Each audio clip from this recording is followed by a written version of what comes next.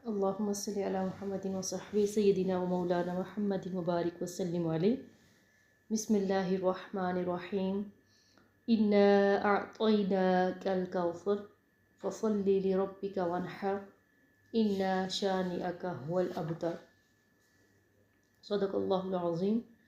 آج کی اس ویڈیو میں ہم جانیں گے سورۃ الکوثر کا ترجمہ اور اس کی وضاحت۔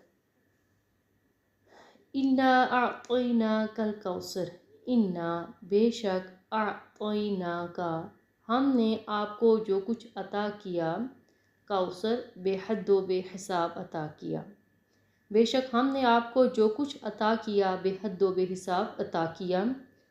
فصلی لربک وانحر، فصلی پس آپ نماز پڑھا کریں، لربک اپنے رب کے لیے، وانحر اور قربانی دیں اسی کی خاطر۔ انا شانئک هو الابتر، انا بے شک، شانئک آپ کا دشمن ہے، هو الابتر وہی بے نام و نشان ہوگا، یقیناً آپ کا جو دشمن ہے وہی بے نام و نشان ہوگا۔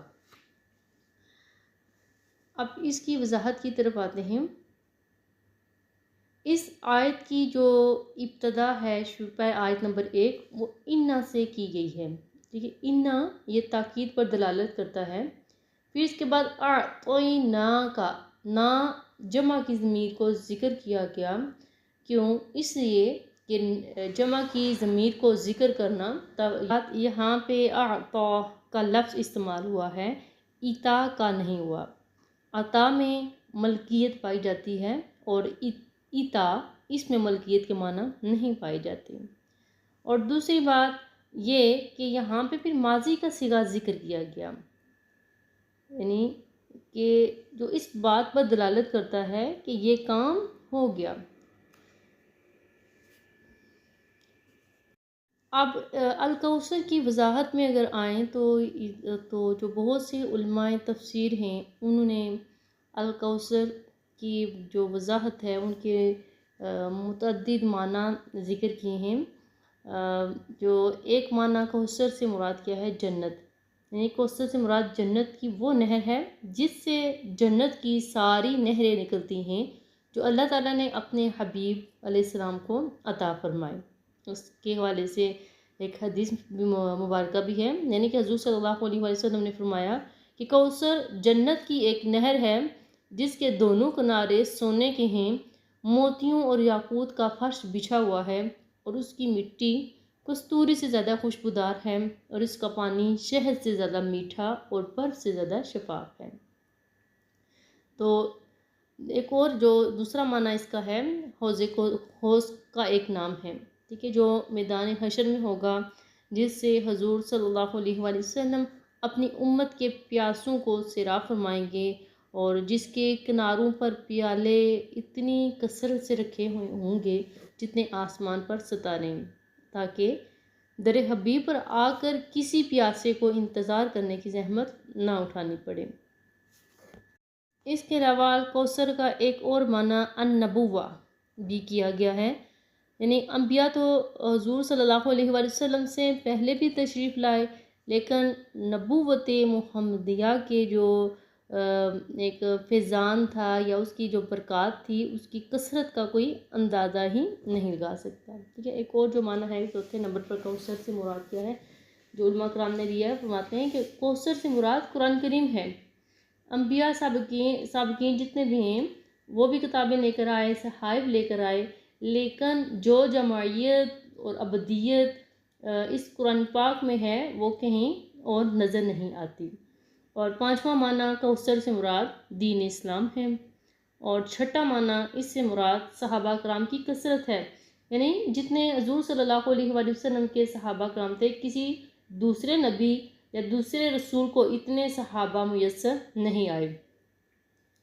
اور اس کے علاوہ ایک اور معنی اس کا یہ ہے کہ مقام محمود، یعنی روز محشر حضور صلی اللہ علیہ وآلہ وسلم جو ہے جتنے بھی گناہ گار ہیں ان کی شفاعت فرمائیں گے، ٹھیک ہے۔ اور حضرت ابن عباس نے الکوثر کی تفسیر بیان کی ہے، الخیر الکثیر، یعنی کہ خیر کثیر۔ اور حضرت سعید بن جبیر رضی اللہ تعالیٰ عنہ نے عرض کیا کہ لوگ تو کہتے ہیں کہ کوثر جنت کی ایک نہر کا نام ہے، تو آپ صلی اللہ علیہ وسلم نے فرمایا وہ بھی اس خیر کثیر میں سے ایک ہے۔ علامہ اسماعیل حقی الکوثر کے بارے میں متعدد اقوال لکھنے کے بعد لکھتے ہیں، یعنی ظاہر یہ ہے کہ اللہ تعالیٰ کی ساری ظاہری اور باطنی نعمتیں کوثر میں داخل ہیں۔ ظاہری نعمتوں سے مراد دنیا اور آخرت کی بھلائیاں ہیں، اور باطنی نعمتوں سے مراد وہ علوم لدنیا ہیں جو بغیر کسی کسب کے محنت کے محض اللہ تعالیٰ کے فیضان سے حاصل ہوتے ہیں۔ آیت نمبر 2، فَصَلِّ لِرَبِّكَ وَانْحَرْ، پس آپ نماز پڑھا کریں اپنے رب کے لیے اور قربانی دیں۔ اب ان انعامات اور احسانات کا شکر ادا کرنے کی بھی تلقین فرمائی ہے۔ ارشاد ہے اللہ تعالیٰ نے جو کیا، فرمایا اپنے رب کے لیے نماز پڑھا کرو اور اسی کی خاطر قربانی دیا کرو۔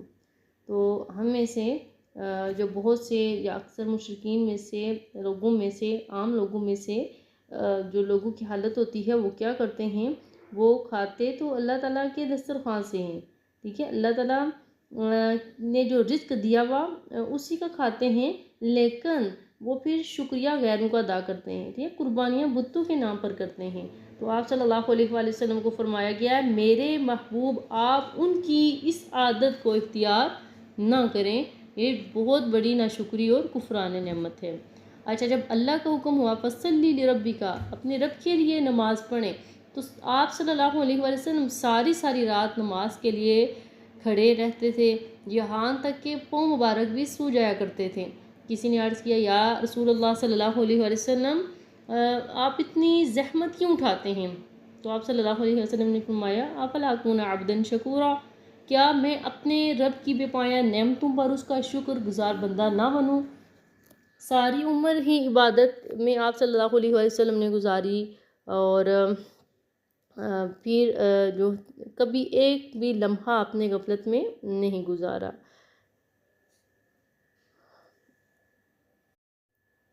اپنے رب کے ذکر سے اگر امت محروم ہو جائے اور اس کی پیشانیوں پر اگر سجدوں کے نشان چمک نہ رہے ہوں، انہیں اگر نماز کی سعادت نصیب نہ ہو، تو اس سے بڑی بدقسمتی اور ہو ہی نہیں سکتی۔ اِنَّ شَانِئَکَ هُوَ الْأَبْتَرُ، یقیناً آپ کا جو دشمن ہے وہی بے نام و نشان ہوگا۔ اب شانی لفظ اس کے حوالے سے علماء کرام لکھتے ہیں اس کا معنی مبغض ہے۔ مبغض سے مراد کہ جس کے دل میں بغض ہو، عداوت ہو، اس کو شانی کہتے ہیں، ٹھیک ہے۔ بدتر سے ہے، بدتر سے ہے، اور بدتر کا معنی القطع، کسی چیز کو کاٹ دینا۔ اہل لغت کے نزدیک وہ مرد جس کا کوئی فرزند نہ ہو، جس کا بیٹا نہ ہو، اس کو ابتر کہتے ہیں، اور وہ چارپایا یا جانور جس کی دم نہ ہو اس کو بھی ابتر کہتے ہیں، اور نیز ہر وہ کام جس کا نیک اثر باقی نہ رہے اس کو بھی ابتر کہتے ہیں، ٹھیک ہے۔ تو یہ جو وضاحتی علامہ قرطبی رحمۃ اللہ علیہ نے دی ہے۔ حضرت ابن عباس فرماتے ہیں کہ حضرت خدیجہ رضی اللہ تعالیٰ عنہا کے بطن سے حضور صلی اللہ علیہ وآلہ وسلم کی یہ اولاد پیدا ہوئی، قاسم، پھر زینب، پھر عبداللہ، پھر ام کلثوم، پھر فاطمہ، پھر رقیہ۔ پہلے جو حضرت قاسم تھے ان کا انتقال ہوا، پھر عبداللہ جن کا لقب طیب اور طاہر ہے وہ وفات پا گئے۔ حضور صلی اللہ علیہ وآلہ وسلم کے دعوی نبوت کے بعد تو سارے مکہ والے دشمن بن گئے تھے۔ جب انہوں نے دیکھا کہ ان کے دونوں بیٹے فوت ہو گئے ہیں، اب صرف صاحبزادیاں ہی ہیں، تو انہوں نے طرح کی باتیں بنانا شروع کر دی۔ عاص بن وائل کہنے لگا قد انتقع نسلہ وہو ابتر، یعنی ان کی نسل منقطع ہوگی بس وہ ابتر ہیں، استغفر اللہ۔ تو یعنی آپ صلی اللہ علیہ وآلہ وسلم کے والے سے اس نے یہ کلمات کیے۔ اور اس کے علاوہ جب کفار جب اسلام کی ایک ترقی کو دن بدن ترقی کو دیکھتے تھے تو اپنا دل بہلانے کے لیے کہا کرتے تھے فکر کی کوئی بات نہیں، یہ چند روز کا کھیل ہے، ان کا تو کوئی لڑکا ہی نہیں ہے جو ان کے نبی کے یعنی حضور کے اس مشن کو پورا کر سکے، ٹھیک ہے، یہ چند سال کے مہمان ہیں، جب یہاں سے رخصت ہوں گے تو ان کا جو دین ہے وہ بالکل نیست و نابود ہو کر رہ جائے گا۔ تو اللہ تعالیٰ نے اس ایک آیت سے ان کی اللہ تعالیٰ نے اس ایک آیت سے ان کی گستاخیوں کا منہ توڑ جواب دیا، ان کی خوش فہمیوں کا خاتمہ کر دیا۔ فرمایا جو میرے محبوب کا دشمن ہوگا، جو اس کے دین کا بدخواہ ہوگا، جو اس کی نظام شریعت کو بری نظر سے دیکھے گا، وہ مٹ جائے گا، ٹھیک ہے، اور اس کی قوم اس کو بھول جائے گی، تاریخ اس کو فراموش کر دے گی، اور اس کے علاوہ اس کو کوئی نام لینے والا نہیں ہوگا، اس کی اولاد بھی اس کا نام لینا چھوڑ دے گی۔ اور یعنی کہ اور جو میرے محبوب کی یہ شان ہے کہ اس کا ہر امتی، خواہ وہ کسی قبیلے کا فرد ہو، کسی ملک کا رہنے والا ہو، کوئی زبان بولنے والا ہو، میرے محبوب کریم کے ذکر پاک کی شمع ہر وقت روشن رہے گی۔ دوسرے لوگوں کی نسل ان کے بیٹوں سے چلتی ہے، لیکن میں اپنے حبیب کی نسل، ان کی نور نظر، لخت جگر، بطول زہرا، خاتون جنت سیدۃ الطاہرہ رضی اللہ تعالیٰ عنہا سے چلاؤں گا، اور اس نسل میں اتنی برکت دوں گا کہ دنیائے اسلام کے گوشے گوشے میں یہ نسل پھیل جائے گی، ٹھیک ہے۔ اور یہ اتنی جامعیت ہے اس صورت کے کلام پاک میں، اللہ تعالیٰ اس کے توفیل ہم سب کا خاتمہ ایمان پر فرمائے، اور دین اسلام کو زیادہ سے زیادہ پھیلانے کی توفیق عطا فرمائے۔ الحمدللہ والصلاة والسلام علی سیدنا رسول اللہ الذی اعطاہ ربہ الکوثر کلما ذکرہ الذاکرون وغفل عن ذکرہ الغافلون، وصلی اللہ تعالی علی خیر خلقہ ونور عرشہ محمد وعلی آلہ وصحبہ اجمعین برحمتک یا ارحم الراحمین۔